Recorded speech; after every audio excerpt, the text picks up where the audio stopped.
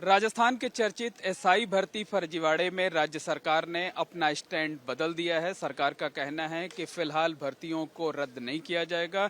इस पर हमारे साथ बात करने के लिए याचिकाकर्ता अभ्यर्थी विकास जी मौजूद हैं। लंबे समय से आंदोलन कर रहे हैं, भर्तियों को रद्द किए जाने की अपील कर रहे हैं। क्या कुछ हुआ कोर्ट में, पहले ये बताइए, फिर बताइए कि आप लोग इस पर क्या सोचते हैं। सर, कोर्ट में सरासर हमारे साथ सरकार की तरफ से धोखा हुआ है। एसओजी ने पहले कहा था, एसओजी के एडीजी ने, कि 400 थानेदार हमारी रडार पर हैं और 10-12 साल इन्वेस्टिगेशन करे तो अंतिम अपराधी तक नहीं पहुंच पाएंगे। मुख्य आरोपी हमसे अभी तक गिरफ्तार नहीं हुए। और आज एसओजी ने कोर्ट में पेश किया, सरकार के दबाव में किया, क्योंकि एसओजी तो पहले अपना डिसीजन दे चुकी। आज एसओजी ने कहा कि 50-55 थानेदार गिरफ्तार कर लिए और 10-20 लोगों को हम गिरफ्तार कर लेंगे और इस भर्ती परीक्षा का हम पृथक्करण कर देंगे।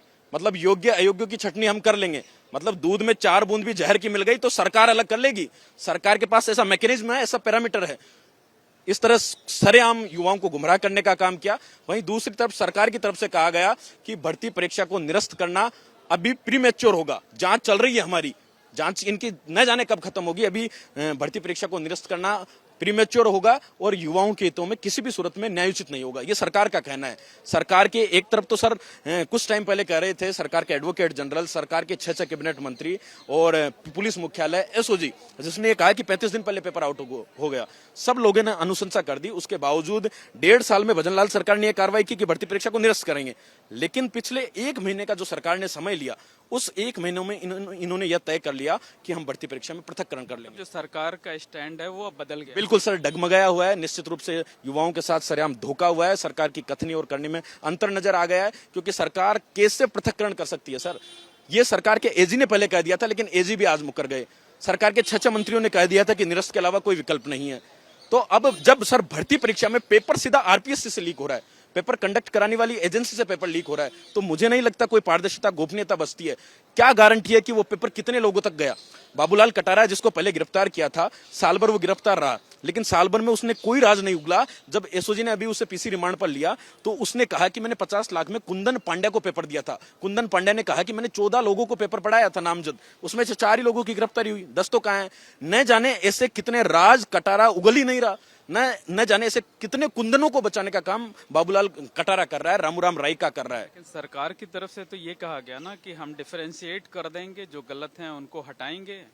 सर, कैसे डिफरेंशिएट करने का कोई मैकेनिज्म सरकार के पास है तो बताए। सरकार तय नहीं कर सकती सर। जब 35 दिन पहले मास लीकेज हो गया, हर दिन 13, 14, 15 तीनों पारियों के पेपर लीक हो गए, तो फिर उसमें बचा ही नहीं कुछ। आरपीएससी सीधा लीक हो गया। आरपीएससी के सदस्यों ने अपने बच्चों को पेपर पढ़ा दिया 35 दिन लीक हो करके। रामूराम रायका ने बाबूलाल कटारा को दे दिया। बाबूलाल कटारा ने न जाने कितने अनगिनत लोगों को लाखों रुपए में इस पेपर की सौदागिरी करी। किस आधार पर यह उनको डिफरेंशिएट कर सकते हैं। चलो डिफरेंशिएट कर लोगे तो हम बताओ कि जो मुख्य सरगना है सुरेश ढाका और यूनिक भांबू की गिरफ्तारी कब होगी। उन लोगों को पकड़ोगे तब अलग ही राज खुलेंगे। कैसे आप डिफरेंशिएट कर पाओगे सर। आरपीएससी की किसी चेयरमैन से इन्होंने पूछताछ नहीं की।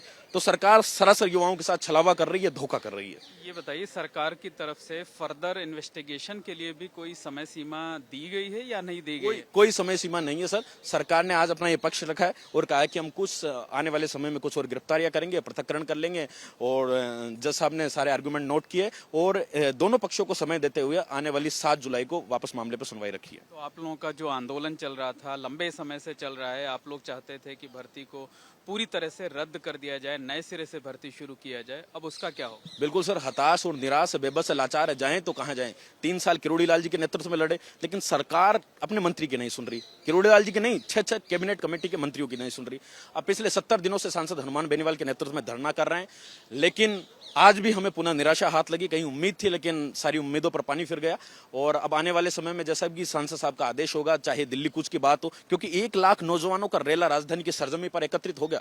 सरकार को बता दिया, लेकिन शांतिपूर्वक सब अपने घरों को चले गए, क्योंकि सरकार कहीं ना कहीं संवेदनशील होकर न्याय करेगी। लेकिन पुनः धोखा हुआ है। आने वाले समय में जो भी हमारी रणनीति होगी, उस पर पूरी मजबूती के साथ सरकार के सामने लड़ने का काम करेंगे। तब आंदोलन जारी रहेगा? बिल्कुल सर, जारी रहेगा जी। बहुत बहुत धन्यवाद। ये हैं विकास जी, जो कि आंदोलन को लीड कर रहे थे, और इनका साफ तौर पर कहना है कि सरकार का आज जो स्टैंड सामने आया है, उससे जो भर्ती रद्द करने की मांग को लेकर आंदोलन कर रहे युवा थे, उन्हें निराशा लगी है। वो चाहते हैं कि भर्ती को तत्काल प्रभाव से रद्द कर दिया जाए। कैमरामैन गोविंद साहू के साथ मोहम्मद मोइन, एबीपी न्यूज़, जयपुर।